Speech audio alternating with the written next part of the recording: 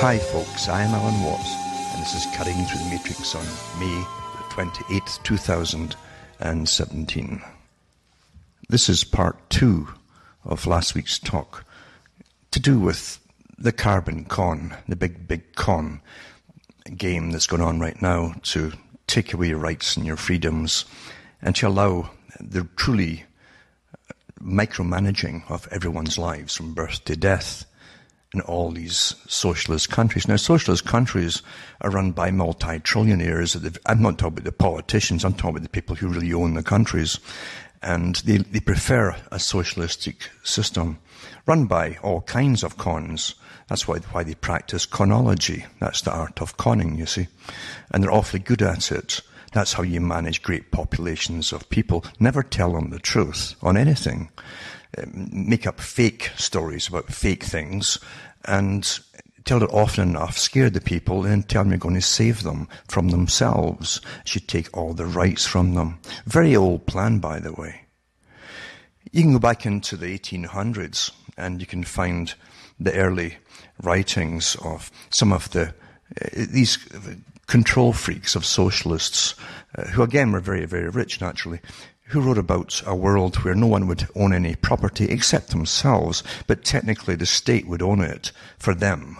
They live on big palaces and things like that, but the rest of the public would keep the upkeep for it and do all the work and maintain it and so on. So it would cost them nothing. So it's very appealing to these control freaks to have a world where the public really own nothing, and then they're dependent on the system. They can call it the state, the government, whatever they want to call it. It's all the same thing. And this is where we're going with all of this. They want an end eventually an end. And I've given talks on the history of this going way back. And they want an end of private property. And I'll be touching on that tonight too, to show you how it's all working together and working in to allow it all to happen. Remember, we're just a big herd of people. And those who pay money to other people to live, we're all part of the herd. The ones who own us all are not part of the herd. They even have particular, they might even call it religions that they believe in, where they're superior in all kinds of ways. And they rationalize it amongst themselves why they must rule us and start culling us down a bit across the world. When you see the United Nations sterilizing or helping to get the funding to sterilize through different agencies and so on, the different countries, and do abortions across the world and so on, and your own country is involved in it too, don't think that you're exempt somehow from it all. It's the Western countries that are the first ones to be suffering from infertility. Haven't you noticed? Haven't you noticed? They keep screaming about, Africa and all the other countries, their populations are just booming. But the Western countries, it isn't just that they didn't try to have children, it's the fact that they can't, a lot of them. A lot of them just can't have children. Lots of information on that over the years too. And infertility clinics are really doing a great job for bringing their income in for those who can afford it in the West. This is not by accident. It really isn't by accident at all. There's one thing I've always said, and never forget it. Please never forget this. Those who own you, the big farmers who own us all, and that's what Charles Forty mentions, we're being farmed basically, and we truly are. They want us to breed up when they have big world wars to fight and things like that. And they want to cull us down when they don't need so many of us around. That's really how it's worked. Departments of statistics run our lives, and you don't even know it. It's very Orwellian. And that's why Orwell had so much of that in his book 1984. Statistics. That's how we're managed. And when you go into the Fabian Society and the writings of H.G. Wells, they were obsessed with statistics on the general population. You know, all them, those folk, the ones who do all the work, the ones they couldn't relate to. They talked about those people. That's the general population. It hasn't changed for those who haven't quite got it through their skulls. It hasn't changed at all. In fact, it's worse now than ever. It has a kind of smiley face on it. It has better public relations firms between your masters and you, so that you can't see the diabolical grins behind the mask. You see, you can't see it. It's too well orchestrated. And you go along with it because you believe, well, they must be telling us it. They can't all be telling us lies about the world coming to an end because we're breathing too much CO2 and heating ourselves and things like that. Don't forget, and I won't go over it again, the fact is that the think tanks were employed to find out a way to take the rights away from the people, to control their lives in a microscopic micromanagement system. And they hit upon the idea of using global warming, drought, famine, and the like, etc. That had fit the bill. It's an excuse they came up with. And they hammered away for years and years and years and put little inserts into movies and all kinds of things till everybody believes, oh, I guess it really is happening. Huh? You must train your herd in advance for the big move. You got to do it. From sanity to a form of managed insanity. We all believe a lie, a delusion. And it's done awfully well because they have so many professionals working on this all the time on us. Most of the general public, remember, they work to keep the system going. The people who manage us simply profit from us and make sure there's many think tanks managing us by always planning the future and how to bring us into the future in a subservient, groveling way, like you're always to blame for something. Well, you're to blame for heating up the planet, they claim. What a lot of rubbish. And it truly is rubbish. We know that, don't we? It's rubbish. But facts don't matter when there's big agendas at play. It's no different from world wars where they could have been stopped before they started. And people tried to use facts even then from all sides, but it didn't make any difference because the agenda was set in stone. So facts didn't matter. Same with this. Facts don't matter. And whatever happens, you see, the people who rule you, really rule you, and manage you, are living at the top. They're getting the cream on the milk bottle. They're getting it all from all the cons that they pull onto you. That's how the world really works. It's sad, but it's true. Now, back in the 90s, we had NASA being prepped for all this too. And they came out and started talking about global dimming. Global dimming is going on and on and on because they've been spraying us to cut sunlight since the late 90s. They're starting to admit it now, you see. Doesn't make any difference. Again, facts don't matter. Because they want to blame us and blame us and blame us and eventually take your right of even owning property away from you. Because you won't be able to keep up with all the rules and regulations and the codes that are going to change every other year. That's how they do it. And they've talked about this glorious system for an awful long time. Yep, man is the enemy of the planet.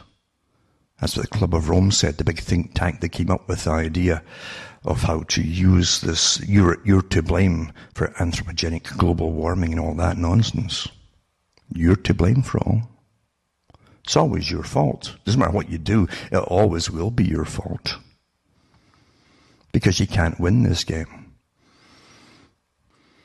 Even the general population who never look into things in any real depth because it's too unpleasant.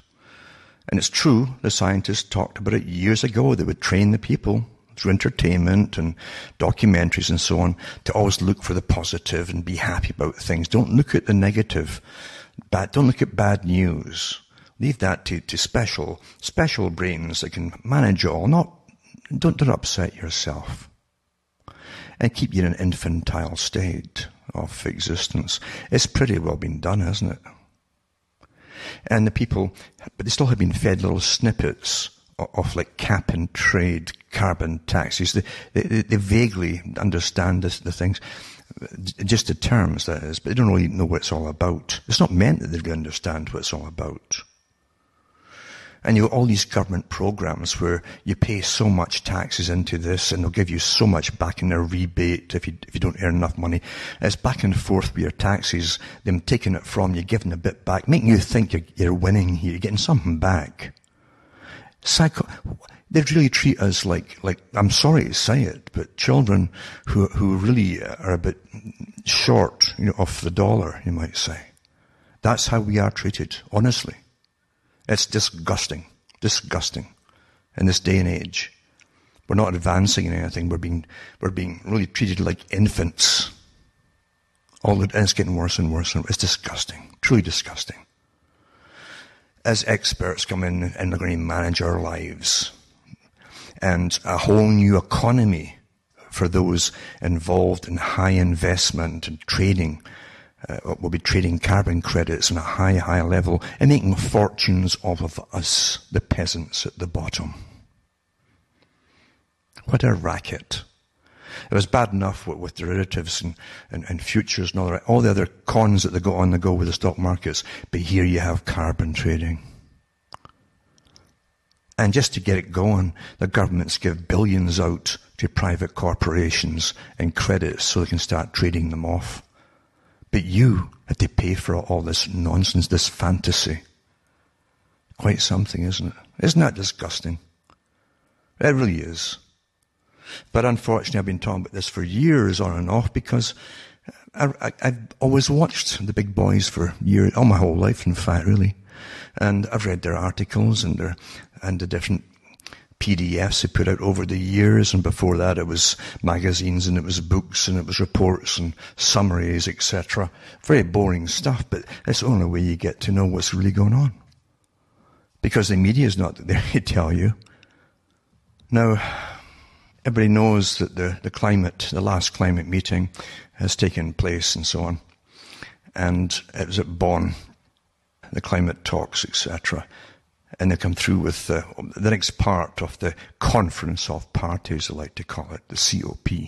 The parties that have elected themselves to go and decide our fates, basically. The ones you don't vote for, along with some of them that you think you do vote for, just to sign it into law. But anyway, it says here, the intersessional talks, which take place in Bonn each year, midway between the annual Conference of Parties, aim to move negotiations forward ahead of the larger meeting, which takes place towards the end of the year.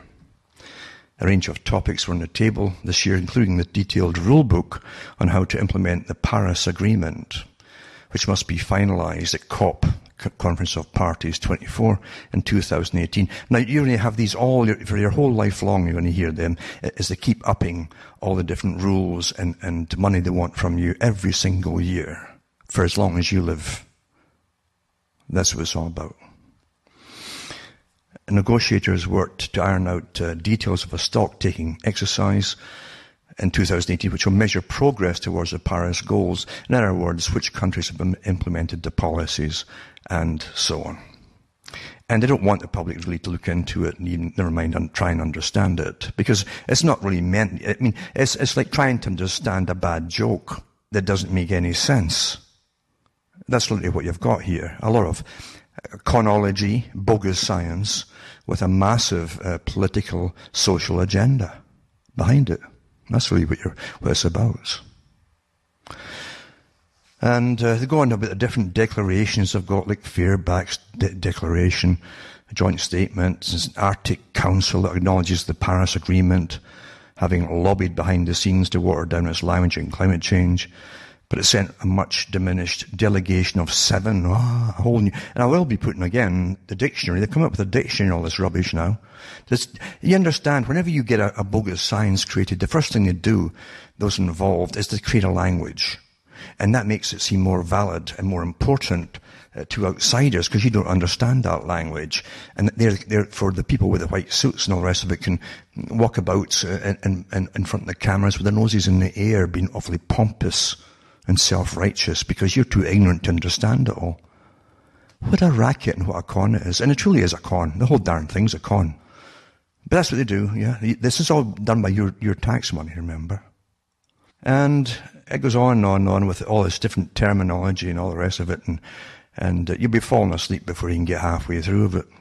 But that's what you get. Now also too, I mentioned last week, and I've mentioned it many, many times before from other articles, other things I found myself that got put into some of these articles from other newspapers and so on. And it goes in about when they were really starting up the whole idea of global warming or humans are at fault for destroying the planet. Oh, it's all your fault, etc. They were training us years ago. And all these non-governmental organizations, many of whom, by the way, get money from your governments to fund them, along with private donations. And you don't vote them in, but they're helping run your lives on behalf of the true masters that rule us all. And they get paid awfully well, the top leaders of the NGOs. Awfully well. They're like CEOs, in fact, and they get lifelong pensions and all this kind of thing as well. And shares in various things. Because remember, in all this nonsense to do with green technology and green this and green that, there's a massive amount of money for shares, etc. And so they generally find those involved in pushing us on the rest of us have all got big shares in it too. When you really dig, you'll find that, you know. But here's again a quote by Ottman Edenhofer, high-level United Nations Intergovernmental Panel on Climate Change official. He says, we redistribute de facto the world's wealth by climate policy. Remember that. We redistribute de facto the world's wealth. That's communists, of course, redistribute the wealth. It sounds like, communists and socialists think it's wonderful. It's going to go to the poor. No, it doesn't. Nothing ever gets to the poor. That's why there's still a lot of poor on the planet. And again, as that happens too, all these folk involved and they get richer and richer, don't they? But it says, we redistribute de facto the world's wealth by climate policy. Basically, it's a big mistake to discuss climate policy separately from the major themes of globalization. One has to free oneself from the illusion that international climate policy is environmental policy. This has almost nothing to do with environmental policy anymore. It's a massive social engineering agenda. It's to bring in the new system across the board. On top of everybody, your life is never going to be your own anymore. Never. I'm not kidding you about this. And then, there's a Club of Rome. They were given lots of money to come up with what they could use to get us to give up all our rights and freedoms. In searching for a new enemy to unite us, we came up with the idea that pollution, the threat of global warming, water shortages, famine and the like would fit the bill. All these dangers are caused by human intervention, and thus the real enemy then is humanity itself. Believe humanity requires a common motivation, namely a common adversary, in order to realize world government. There you go. World government. It does not matter if this common enemy is a real one or one invented for the purpose. And then Daniel Botkin, who was an emeritus professor, the only way to get our society to truly change is to frighten people with the possibility of a catastrophe. All this stuff is moot now because no one cares. Because facts don't matter. They've already got what they wanted and they're implementing it as we live. Al Gore, naturally, former US Vice President and large CO2 producer, he certainly is. I believe it is appropriate to have an over-representation of factual presentations of how dangerous it is as a predicate for opening up the audience to listen to what the solutions are and how hopeful it is that we are going to solve this crisis. There isn't a crisis, you see. And Stephen Snyder, Stanford University environmentalist, that, of course, entails getting loads of media coverage. So we have to offer up scary scenarios, make simplified dramatic statements, and make little mention of any doubts we might have. It goes on and on, this particular one, and I'll put all these links up tonight, and you can go through them if you want to, just for old time's sake, because it really doesn't matter, does it? It really doesn't matter. And even Michael Gorbachev, I remember reading years ago on the air parts of his books and things, and his different articles. Remember, he was the former leader of the USSR. He says the emerging environmentalization of our civilization And the need for vigorous action in the interest of the entire global community will inevitably have multiple political consequences. Perhaps the most important of them will be a gradual change in the status of the United Nations. Inevitably, it must assume some aspects of a world government. That was always the purpose of setting it up. Gorbachev, too, I remember reading one of his books where he talked about him himself. He said he was an atheist. But later on in the same book, as he's talking to school children, supposedly answering questions in the book form, which is a standard old Soviet way of doing it, by the way, he said that they must create a new religion. This is the guy who says an atheist. We must create a new religion for the people to follow. A new religion. And it must be based on a form of earth worship, he said. So that's for all of you, but not for him, or those who rule the Socialist International. And profit from it too, by the way. And Gordon Brown, former Prime Minister of Britain, a new world order is required to deal with climate change crisis. And the United Nations Commission on Global Governance, this is what they said, the concept of national sovereignty has been immutable, indeed a sacred principle of international relations. It's a principle which will yield only slowly and reluctantly to the new imperatives of global environmental cooperation. Well, it's all gone here. It's just everything, eh? It's all there. So there you go. That's that anyway. Now, also, the UN Bonn Climate Conference demands, and I mentioned it too last week, $300 billion from you per year to alleviate the tedium. I'll put that up again too. And then I've got this one here, the Jargon Buster, which is like the dictionary for all this United Nations gobbledygook rubbish that they're dreaming up so that you don't understand what they're talking about, so that you'll switch off and say, well, leave it to the experts. It's too complicated for me. As they plunder you. What's complicated about getting plundered and getting told you have no rights anymore? What's complicated about that?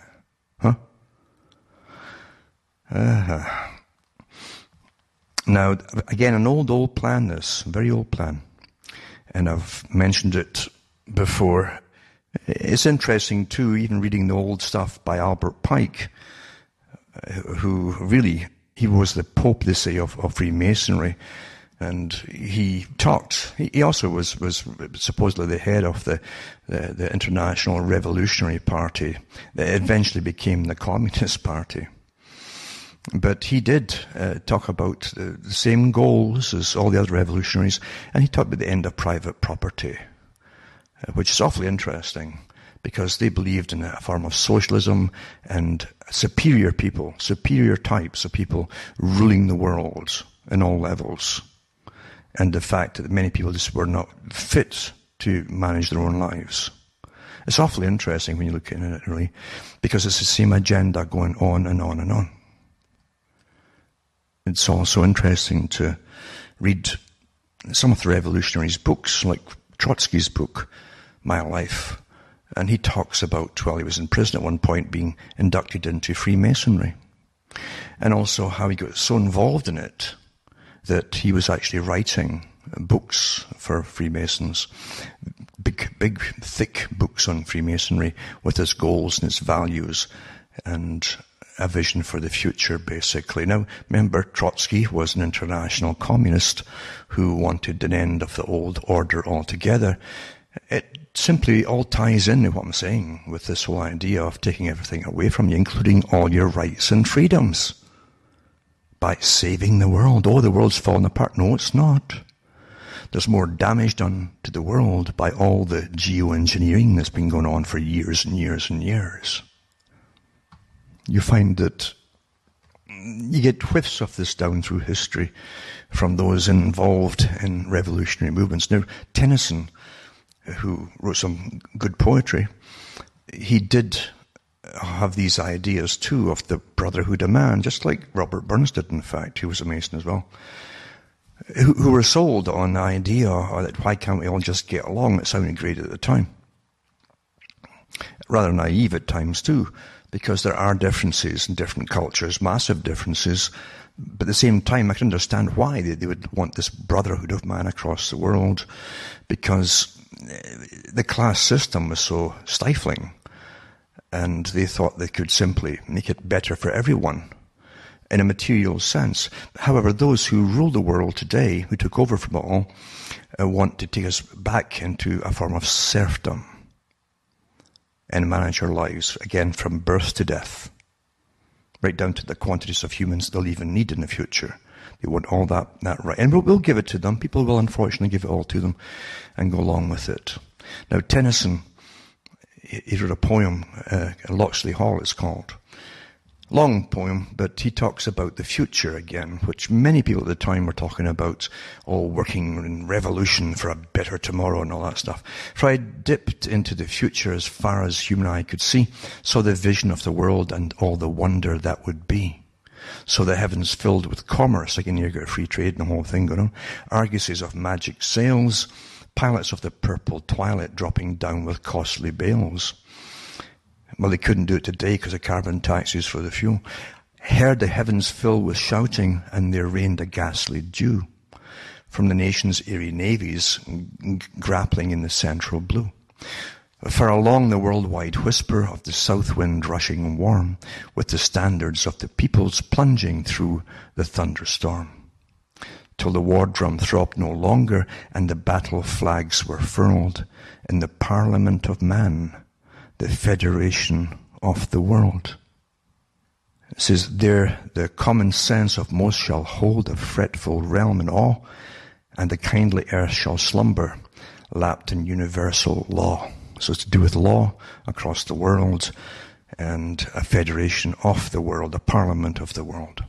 The same thing, by the way, that Benjamin Franklin talked about when he said that the Federation of the United States, they hoped, would end up being a federation of the world. It's no coincidence I'm talking about. This is all old stuff to me and others who have listened to me over the years. And again, young idealistic people, they think in this way. They can't see the practical problems that we often see today as we're going through all of this, of course. And here's the key too. Those who ruled the Soviet system, and the Soviet system was called the Second Great Experiment. For those who understand history, that's what it was called. In the US Revolution, that was the first great experiment. And it was meant to see if man could rule himself, supposedly. So they say.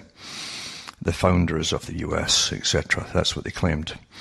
And if man could actually rule himself and be responsible for his own actions, for a better world, etc., and be free, be given more freedoms to make decisions for himself. In the Soviet system, the idea, under the guise of freeing the people, was to put them into a form of slavery, where they'd be managed again by massive bureaucracies and officials, etc., because they didn't believe the ordinary folk right off the bat could manage themselves. They didn't believe that in socialism. And the big boys who rule the world, who run all sides of everything, and they really do, they really do,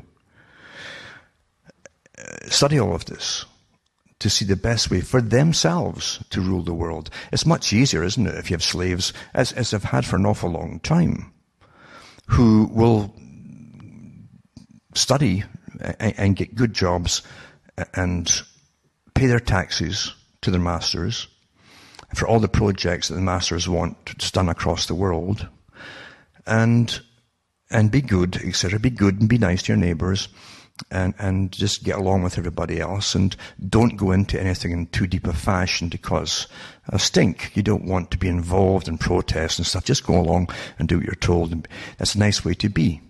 That's a slave who will earn enough money to keep himself, so that the people who own them doesn't have to hire slave masters standing there with whips and then throw them food every day, because someone who works will get his own food. It's a more efficient form of slavery. And what you're going into again is a kind of similar system of going back, where everything that you do will need permission.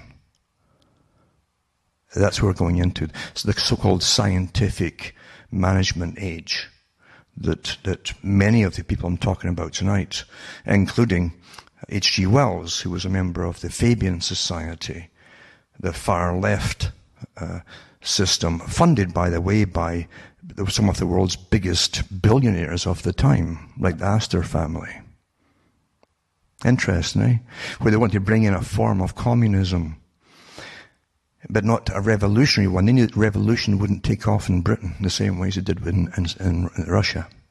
And so physical revolution. So they would do it the long way around the Fabian. That's what Fabian means. It's slow, step by step, generations, and get to the same space, you see, same place basically down the road.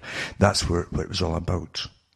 And they wrote lots of documentation to do with their future that they wanted to bring in on behalf of their masters.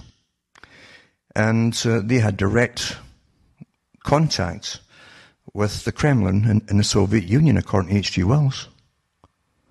And they even had arguments, because people like Trotsky wanted perpetual revolution, constant on the go, the whole don't stop, all-out revolution, whereas the Fabians who were running Britain at the time, and the Fabian Society wanted to do it again by using the existing governmental system. It could be brought in such a way the public wouldn't even know what had happened, because there would be no bloodshed. Isn't that clever, eh? They simply change it little by little until your lives are getting managed just like they are today. Quite interesting, really, when you look at it all. So anyway, the masters get all this information, and this is the kind of system they're bringing into us. We're about to be responsible. If they allow us to be born at all, if they need us, then you'll be responsible. And they want to check your brain every other month, like they do in Scotland with GERFEC, and then eventually bring psychological testing on a monthly basis to every adult. Yeah, that's how they're going to do it all. Not bad, eh? And the people will comply because they want to be good. And there you go. That's it. So, remember, as I say, you'll find that Benjamin Franklin did talk about World Federation. And I'll also put up tonight prominent world federalists. And Albert Einstein was one, of course. He talked more about world government and Zionism than he did about science. It's interesting how you can create a superstar and claim that they're a scientist. Really is quite interesting. And they still do that today with other people. They create superstars using the same machinery of pop stars for particular scientists to try to get the public interested or to do what they're told. Anyway, he says there's no salvation for civilization or even the human race other than the creation of a world government. That was always a goal for world revolutionaries. And it says, as a preeminent physicist, he radically transformed our understanding of the universe. As an ardent humanist, he took an active and outspoken stance on the significant political and social issues of his time. His contribution to modern physics is simply unique, so they say. A lot of it nobody understands, so you can't prove it or disprove it. But anyway, it says, he always found time to devote tireless efforts to political causes close to his heart. His ardent humanism led him to strive for peace, freedom, and social justice. The young Einstein found the authoritarianism and militarism of the German educational system profoundly disturbing. The virulent nationalism and brutality of the First World War served to confirm Einstein's pacifist and international convictions.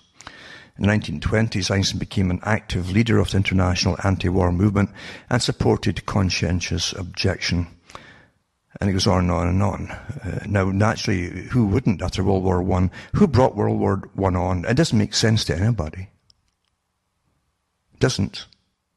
But we do know, again, through the Fabian Society and other people who worked for it and wrote about it, that they wanted a world war to bring every country to its knees, so that they would go under a world government to give up their sovereignty, but it didn't quite work. So they wanted another one. Then who else was in this society? Walter Cronkite. That's just the way it is, eh? For nearly 5 decades, the World Federalists have worked to promote a strengthened UN and more effective institutions of global governance. I offer my personal endorsement. Now a great opportunity has opened for the realization of the dreams of the United Nations founders, and that was spoken by Cronkite himself. Affectionately nicknamed Old Iron Pants for his unflappability under pressure, Cronkite's accomplishments, both in the air and off, have won him acclaim, etc., etc. And he did have the American trust. I mean, people think that people on TV who speak with authority must be saying the truth. But remember, they're private. That these are private people who work for private organizations that own the news. Very clever. So naturally, he uses technique to influence opinion. It says here, in 1993, he joined Jonathan Ward to form a production company, Cronkite Ward and Company, and so on, and he did work for Discovery Channel and etc. It says he was also a proponent of limited world government on the American Federalist model in accepting 1999 Norman Cousins Global Governance Award. At the ceremony at the United Nations, Cronkite said, "It seems to many of us that if we're going to avoid the eventual catastrophic world conflict, we must strengthen the United Nations as a first step towards a world government patterned after our own government, with a legislature, executive and judiciary, and police to enforce its international laws and keep the peace. To do that, we Americans will have to yield up some of our sovereignty, and that would be a bitter pill," etc., etc., etc. H.G. Wells, who died in 1946, he also was a member. I'll put that up too. And he was a eugenicist. The whole it's amazing all the different characters you find in this. Like Julian Huxley again. Julian Huxley was a eugenicist who talked openly, not just about abortions of all the peasantry, but also the insertion of mandatory eugenics. That sterilization of people, but it's also the right of those with better genes to impregnate the lower classes to bring up the gene pool. That's what they thought. H.G. Wells talked about a permanent international congress which will ensure the peace of the world. That's what he says. He saw national governments continuing as the custodians of the common law and international trade, while acting as an intermediary between Congress and their own municipal governments, thus combining some centralized power with subsidiary wherever possible. Thomas Mann, a German novelist, essayist, and 1929 Nobel Prize laureate, considered one of the greatest novelists of the 20th century. Mann's first novel, Buddenbrooks, 1901, was an elegy for old bourgeois virtues, etc., etc. And he moved to Switzerland in 1933 after the Nazis came to power. A lot of them ran out. A lot of the communists ran out, actually. It doesn't mention the communists here, but you find a lot of them were actually communists. And we know that now, that they ran out of Germany. And then they started promoting, even in countries like Britain, the overthrow of Britain by communists. It's quite amazing. It really is quite amazing. Nothing's ever quite simple and straightforward. Bertrand Russell, again, he was also a member of the Federalist Society. He was a member of everything, actually, to do with this. It says, "Science has made unrestricted national sovereignty incompatible with human survival. The only possibilities are now world government or death," he says. Counted amongst the towering intellectual and philosophical giants of the 20th century, Russell was an eminent mathematician, essayist, social critic, educator, and political activist, as well as one of the most widely read philosophers of his time.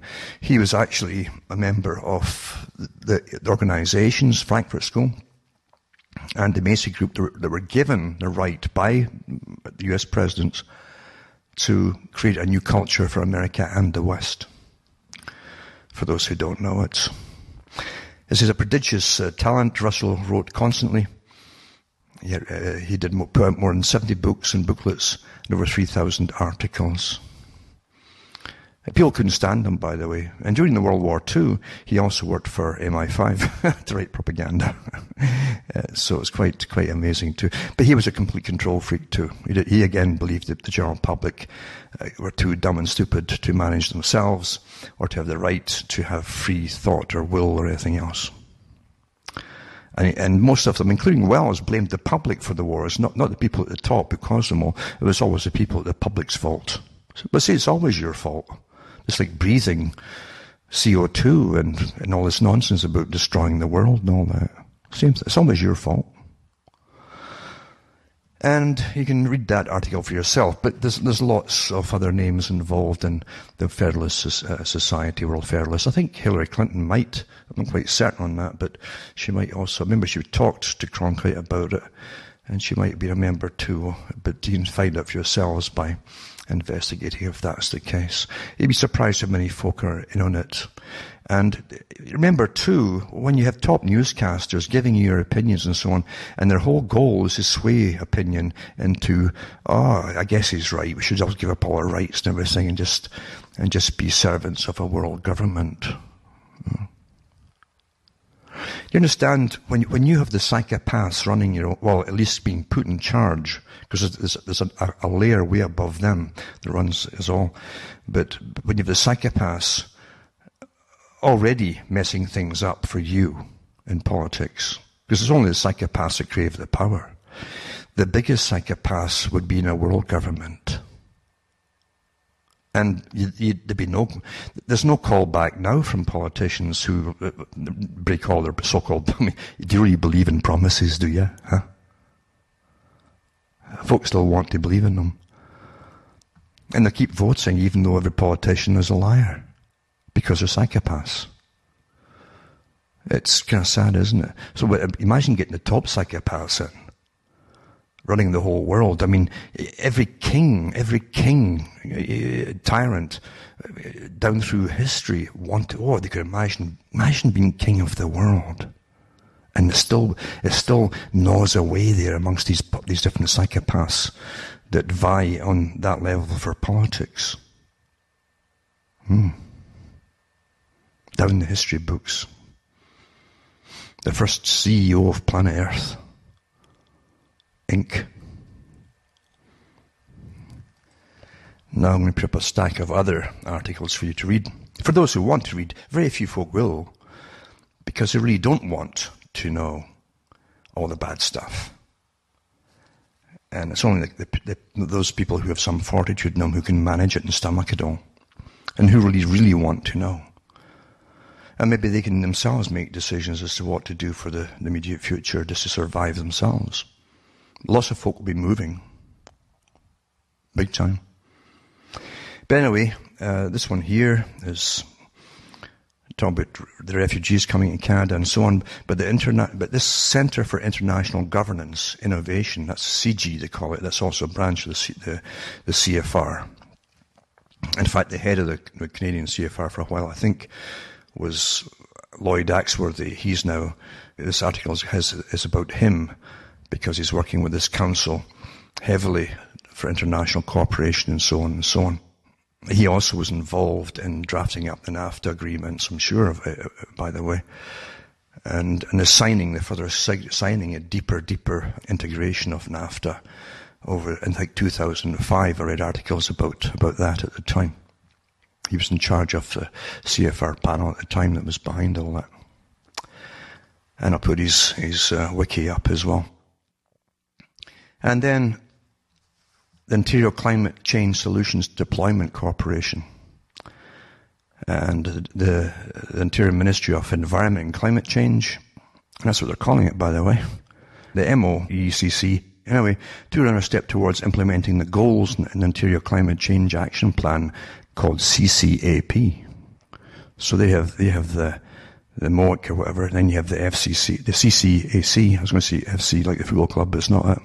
By filing the Ontario Climate Change Solutions Deployment Corporation's regulation, the MOECC created a new non-share capital corporation to stimulate development of clean technology as bureaucraties. It's such gobbledygook nonsense, isn't it? So to stimulate the development of clean technology and assist with reducing barriers that may inhibit the implementation of the CCAP and its goals. And what you need to know. A world of bureaucracy and bureaucraties. This article here is to do with with 5 things you need to know about how Ontario's climate change action plan will affect your life. It were released today, include financial incentives to get cleaner, more efficient cars and trucks on the roads. Actually, it's to get you off the road when you really read it, and convince homeowners and businesses to lower their carbon footprints. Like wonderful things too. There's a law coming down the pike where you can't even sell your home until you have the thermal approval, etc., etc., etc. You see how it's all going down and there'll be lots of folk losing everything, folks. Lots of people losing. Literally, the old kit and caboodle. Yep. Abolition of your private property. Yep. And remember, there are people who own vast swaths of down through big cities of private housing, and they rent to the people in cities. And, there'll still be that. There'll still be that for the multi-trillionaires that manage you, and you rent your little shacks from them. That'd be okay. But if you have your own place, you're going to have to get it thermally approved and all the rest of it too.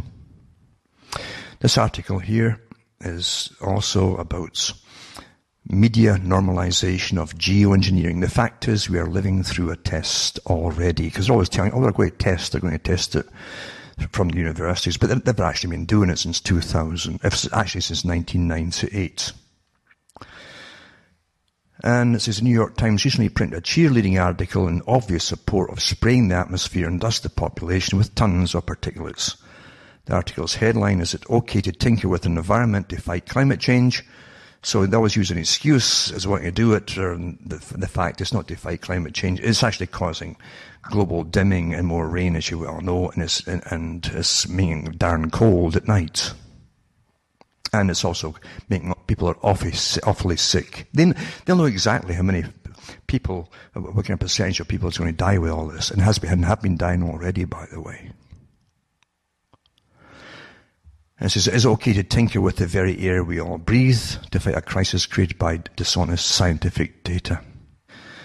It goes into the Harvard scientists David Keith and Frank Kuch are moving ahead with plans for atmospheric geoengineering experiments, according to Harvard scientists moving ahead on plans for atmospheric geoengineering experiments. Again, they're always lying to you because they've been doing it since 1998. They'll be putting out pounds of chemical compounds, liquid sulfur. They're even discussing they could be doing that. And it can be sprayed as a gas from aircraft. It's not a one-time event. It'll take place throughout the year, dispersing a load that amounts to 25,000 tons. Have you tried breathing in liquid sulfur? And then Harvard professors say they hope to launch a high-altitude balloon tethered to a gondola equipped with propellers and sensors from a site in Tucson, Arizona. And after initial engineering tests, the Stratos cruiser would spray a fine mist of materials such as sulfur dioxide. Quite fascinating when you see all this lovely things that these people have just unilaterally decided what they're going to do with your breath and how you really quite. Did they ask you? No. Remember, in the new society, you have no rights. You don't even really need the right to be informed about anything. You definitely don't have the right to be told any truth about anything.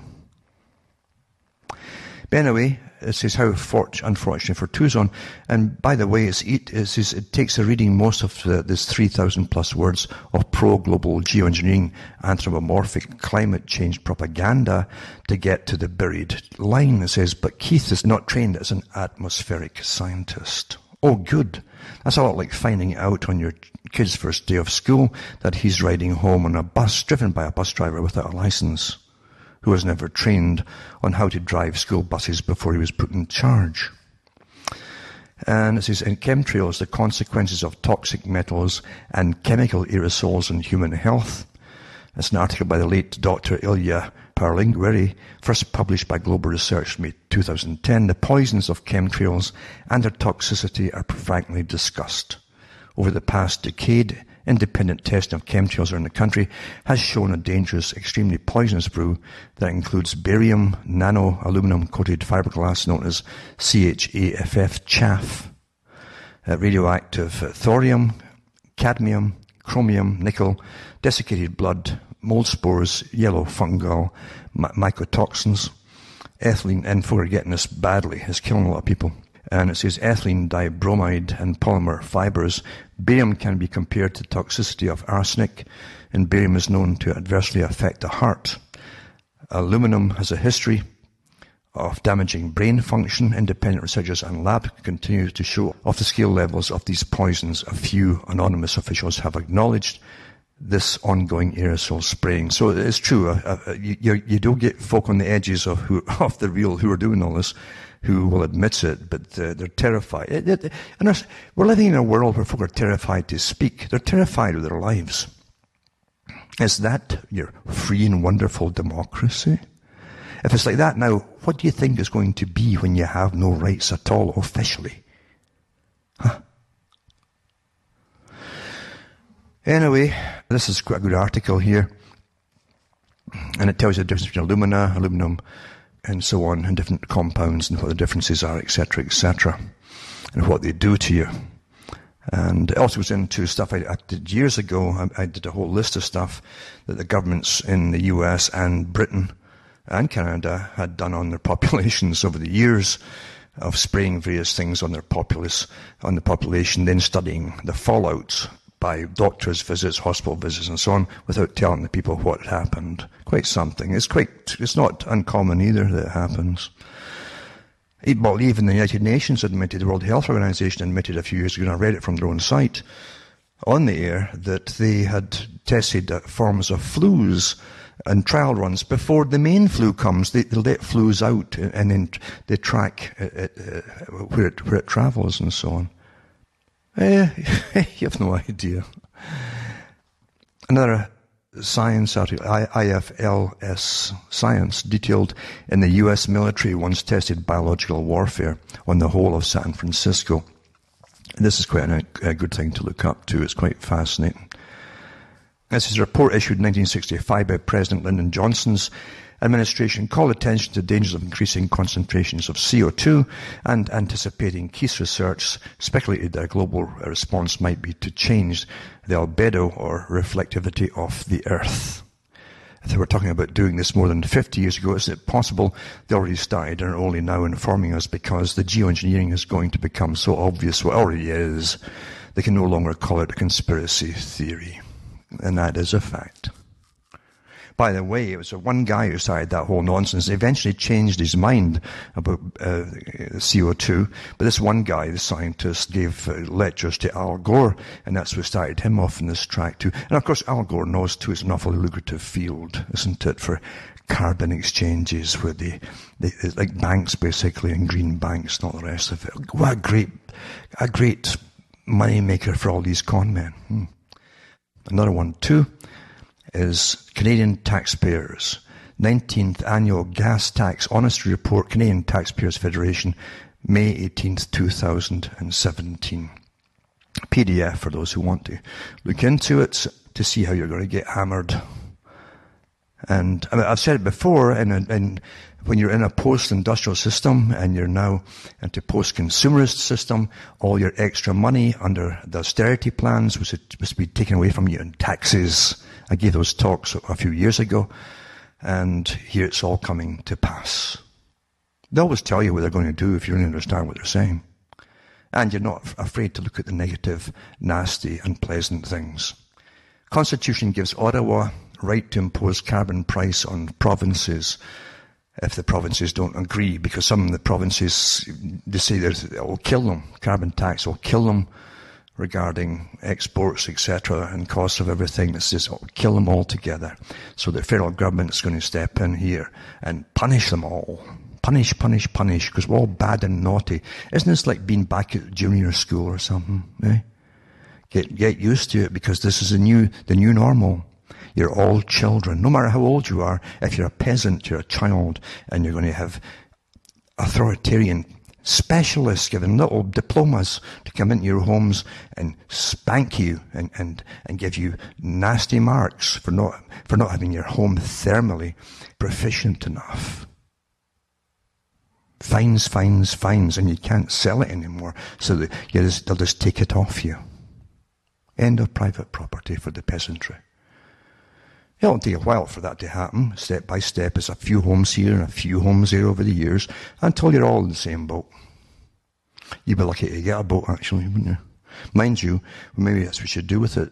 Try and get a boat, and we'll become the boat people. We can go to some other countries where there's no one left. They've all moved here.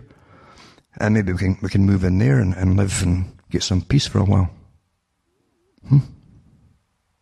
Anyway, it says McKenna released a discussion paper Thursday on the details of a federal carbon price plan, which will be imposed on any province that doesn't have at least $10 a ton price on carbon. What a con, eh? It's like the king has no clothes. And that's the start, though. That's the start. It's to go up to about 50 in about a year or something per ton. Or in other articles that I've read, anyway. Oh, they're talking about courts and all the rest of it, and fining people and all blah, blah, blah, and even fining provinces. And it says the goal of a carbon levy is to persuade people to save money by reducing the use of fossil fuels. That means off the road, don't heat yourself, freeze to death just like Britain. This could mean using public transport. Well, that means no more in the country living. You understand that? Because it's Agenda 21. No private vehicles, just essential vehicles only. Huh? Is it starting to come together for you?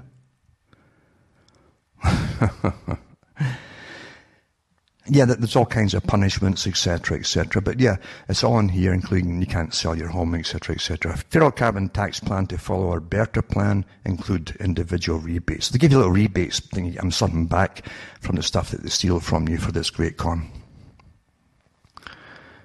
You're being taxed for living, folks, just because you exist. And people will get awfully rich off of you. They always do, don't they? Slavery is alive and well in a better state than ever existed in ancient Egypt. Here we are.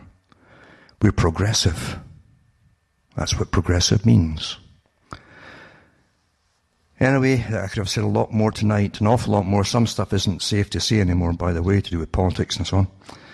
And it's quite amazing to watch the real forces behind Donald Trump emerge. Not that the other parties were any better, actually. It's just what gang are you going to support? And it's become rather evident what's behind it all. Anyway, that's the way it is at the moment. So from a very heavily chemtrailed sky in Ontario, where it's getting lots and lots and lots and lots and lots of rain because of it too, and global dimming, naturally, which must all be my fault. I'm Alan Watts, and it's good night from Ontario. And may your God or your gods go with you.